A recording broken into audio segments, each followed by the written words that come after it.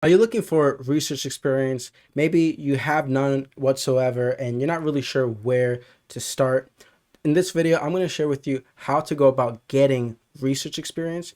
Even if you have none whatsoever, that's absolutely fine. First off, I'd say reach out. Reach out to PIs, principal investigators, reach out to grad students, see what they recommend. See when you're reaching out if you can join their labs, and make sure when you reach out to the respective labs, you keep it short, succinct, to the point, where you give sort of an intro about yourself, some context, maybe you have some skill sets you can provide. Even if you don't, that's fine. You're still curious, you can still commit time to the lab, and time is also important and really valuable for the lab as well. And then additionally, I'd say reach out to grad students because maybe they can point you in the right directions of other lab opportunities that are out there, maybe outside of that specific lab you want to join. They can point you in the right direction. They can recommend you for other labs, other courses, other research experiences out there. But when you reach out and you go ahead and make that connection, you can start developing relationships with PIs, with grad students, and perhaps see what they recommend. Of course, the idea is when you reach out, you're reaching out to labs that you're interested in, whose labs you've maybe read a paper or two and want to really join their lab. But also don't be afraid to, ask around and see what do they recommend. Okay, there's no positions currently in that lab. Where would you recommend I might go if I'm interested in X, Y, or Z research topic? Also, get in the room. You want to allow yourself as much early access to opportunities as possible. So you want to set yourself up in the right environment. You have to be able to develop the relationship with a person because maybe they can, again, point you in the right direction towards where you want to go. Your potential blooms where the light is right. So set yourself up in that right light. Set yourself up for those opportunities as early as you can. And I think of Step Brothers when it comes to this. There's a scene where they talk about investors, possibly you, and they're really pitching to their family members. But the idea is with opportunities, well, opportunities, possibly you, because you're close to these PIs, because maybe you volunteered in a lab, you can start developing relationships. And then from there, go ahead and find paid roles, paid fellowships, where you can go ahead and get paid research experience as well. That's how I first started. Originally, I volunteered. And from there, I learned about summer research programs. I learned about fellowships as I went along my research journey. But you got to start somewhere, but allow yourself to find those opportunities as you're doing your research journey.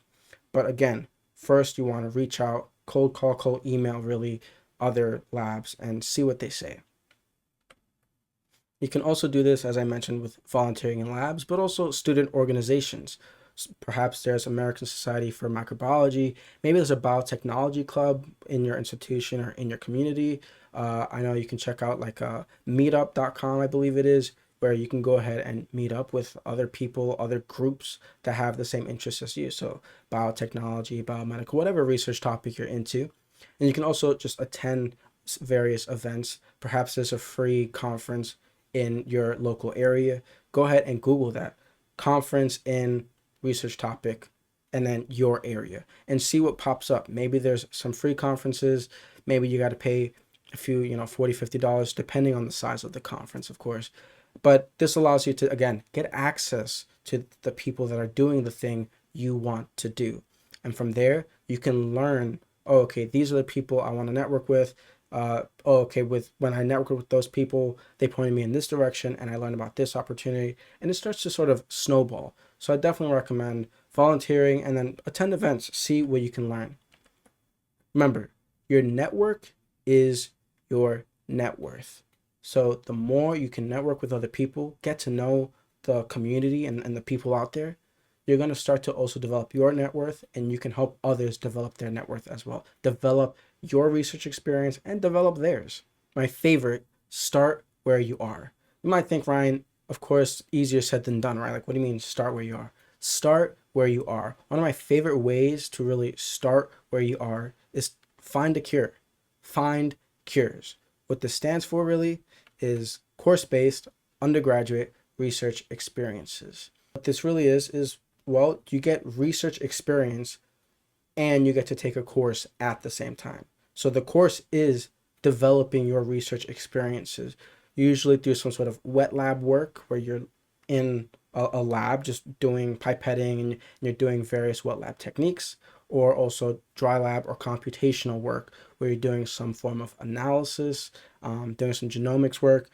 And the most common cure is C-phages. This one is also a program that I took part in. I really enjoyed it and would highly recommend it. If you have no previous research experience whatsoever, you've reached out, people are still saying no, I would definitely say go ahead and try to find a cure in your area. Find your institution, find if you can, look if you can find any sort of cure, course-based undergraduate research experience.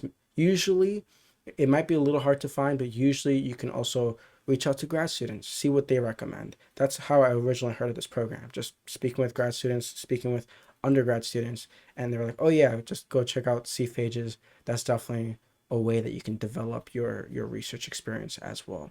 And this one, you don't need any previous experience whatsoever. So C-phages is not the only one. There's various other cures out there. So go ahead, Google, ChatGPT, whatever resources you can use to find a cure out there for you. Then, of course, I'd recommend in-person courses or online courses, whatever works for you, of course. But in-person courses, you can network with the professor that's teaching the lecture. You can network with other students that are there, that are within the research area you want to be taking. Start your own project. What if you could start your own small baby project of a thing, but you learn how to do the thing? Of course, with wet lab, it's a little difficult, but I would say even if your goal is to do wet lab research, why not check out a dry lab component of the research that you want to do, right? So if your interest is in E. coli, go ahead and find a computational data set on E. coli and see if you can analyze it. See if you can use Google, ChatGPT, all the resources out there to sort of teach yourself at least the basics. Just teach yourself the ropes. Teach yourself how to just walk, as in really learn how to use some of the basic tools that are out there to just do some basic exploratory analysis. I think that's really honestly doable if you just put in some consistent time. It's usually just all about learning how to set up tools. You learn how to set up your files and all of these like basic skill sets that I think are really great to develop early on. Why? Well, additionally, I think because when you want to go ahead and join a lab, if you've reached out, they say no, well, you have all this computational experience now. Again, maybe it's not like great PhD level, but you have some computational experience that then you can go ahead and interlink into that lab. So when the opportunity does come, you can use that computational experience that you have. Yes, I've used PyMo. Yes, I've gone on and used BreeSeq. And you can go ahead and apply that to the lab that you're joining. Hopefully, right? I mean, again, find the computational data set that you might want to explore relating to the research topics that you're interested in. And you never know, sometimes like that can apply to the lab that you join, and it's very helpful because then now you're the person who not only knows how to do some of the wet lab work, but you're also the person who's done some analysis and knows how to go ahead and analyze the work after you do the experiment. Or you can go ahead, help others, or learn with others, learn from others. You never know where the opportunities go, so just go for it. And then from there, just want to review, reach out to others, get in the room, set yourself up for those opportunities. Then also start where you are, wherever you are. Just find a way to start whatever that really looks like for you. If you're not sure how to go ahead and reach out to other people, I get it. It can be kind of nerve-wracking. It can be difficult trying to draft that first email to make a great first impression. I definitely recommend checking out this video here. Thank you so much for watching, and I hope you enjoyed today's video.